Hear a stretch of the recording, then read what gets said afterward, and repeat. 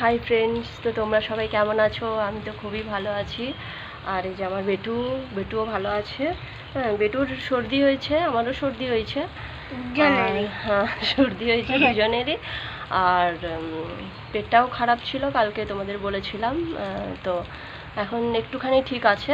হ্যাঁ, তো তোমরা তো এই আমরা আজকে রবিবার, সবাই নাচের ক্লাস চলে গেছে, খুব শান্তি। আর অনেকগুলো ভিডিও বানিয়ে নিয়েছি ডান্সের।